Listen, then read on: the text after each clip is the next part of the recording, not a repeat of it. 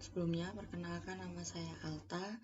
Jadi, sebelum kita membahas kasus yang lebih lanjut, alangkah lebih baiknya saya akan menjelaskan apa itu PT Djarum. Jadi, PT Djarum adalah sebuah perusahaan rokok terbesar keempat di Indonesia yang berkantor pusat di Kudus, Jawa Tengah. Kemudian, PT Djarum ini merupakan induk dari perusahaan The Djarum Group yang membawai banyak bisnis. Nah, bisnis tersebut dikelola oleh keluarga Hartono. Kemudian di luar bisnis rokok kretek, The Djarum Group ini juga memiliki unit bisnis lain, seperti bank yaitu Bank BCA, elektronika yaitu Polytron, perkebunan juga HPI Argo, kemudian pusat pembelanjaan itu ada Grand Indonesia dan Margo City. Kemudian ada perdagangan elektronik seperti e-commerce gitu, namanya Blibli. Agen perjalanan juga ada, namanya tiket.com. Kemudian media komunikasi, mola, dan makanan, minuman, dan masih banyak lagi. Kemudian PT Djarum ini juga memiliki tanggung jawab sosial, yaitu bertanggung jawab disalurkan untuk memberikan program audisi beasiswa untuk bulu tangkis. Nah, belum lama ini PT Djarum juga mengalami masalah dengan KPAI. Nah, berikut adalah masalah yang terjadi. Baik, mulai dari latar belakang dari kasus PP Djarum dan KPAI. Nah, polemik yang terjadi antara KPAI dan PP Djarum ini cukup menarik, di mana PP Djarum yang berafiliasi dengan perusahaan rokok yaitu PT Djarum dipermasalahkan oleh KPAI karena dianggap adanya eksploitasi anak dalam audisi umum beasiswa PP Djarum di tahun 2019. Nah, tudingan adanya eksploitasi anak dengan pemasangan logo berbau rokok ini diserahkan peserta membuat Djarum Foundation menghentikan program seleksi beasiswa bulu tangkis.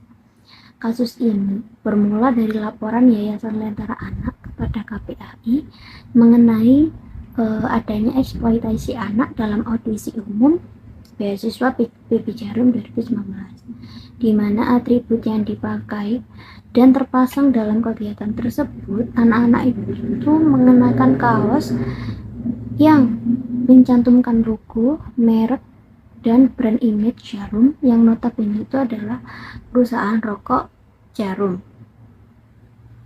Nah, KPAI sependapat dengan aduan Yayasan Lentera Anak, yaitu Ketua KPAI Susanto menyebut kegiatan tersebut masuk dalam kategori eksploitasi anak, dikarenakan memanfaatkan anak-anak itu untuk soft promotion brand image rokok.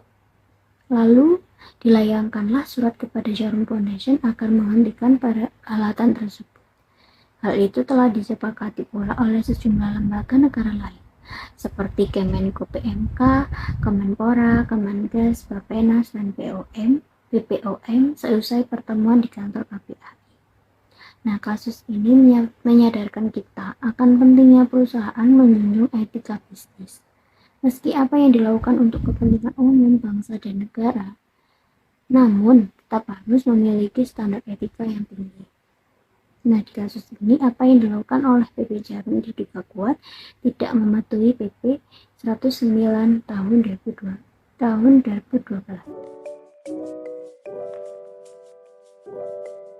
Yang selanjutnya ini ada pasal yang dilanggar terkait etika bisnis.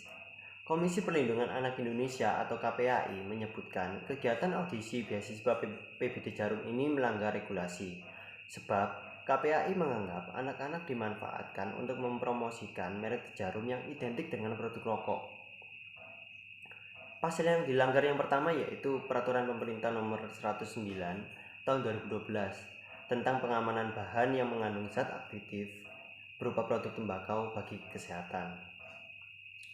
Peraturan tersebut isinya juga mengatur tentang perlindungan khusus bagi anak dan perempuan hamil dan juga menyatakan pemerintah berhak mengendalikan promosi produk tembakau dengan tidak menggunakan logo atau merek produk tembakau pada suatu kegiatan lembaga atau perorangan.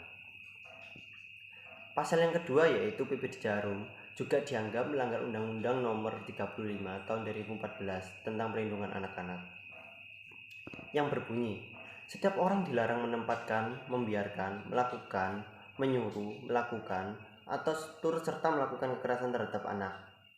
Mungkin yang selanjutnya akan disampaikan oleh teman saya.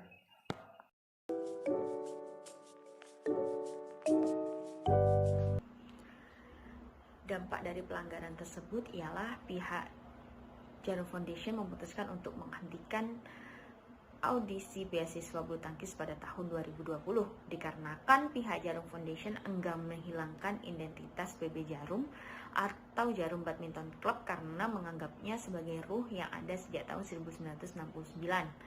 Dengan demikian, tahun 2019 menjadi audisi sebagai ajang pamit untuk sementara waktu karena pada tahun 2020 pihak Jarum Foundation memutuskan untuk menghentikan audisi umum.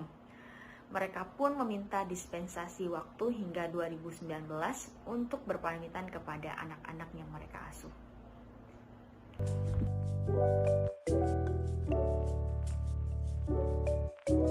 Upaya penanganan pelanggaran etika bisnis terbagi menjadi 3. Yang pertama ada investigasi internal. Jarum telah melakukan investigasi internal untuk memahami sepenuhnya apa yang terjadi dan mengklarifikasi tuduhan yang diajukan. Yang kedua ada perbaikan internal. Mereka telah mengambil langkah-langkah untuk memperbaiki kebijakan dan prosedur bisnis mereka agar sesuai dengan standar etika yang lebih tinggi. Yang ketiga ada keterbukaan dan transparansi. Dalam merespon kasus ini, Jarum berkomitmen untuk menjadi lebih terbuka dan transparan dalam semua aspek operasional mereka.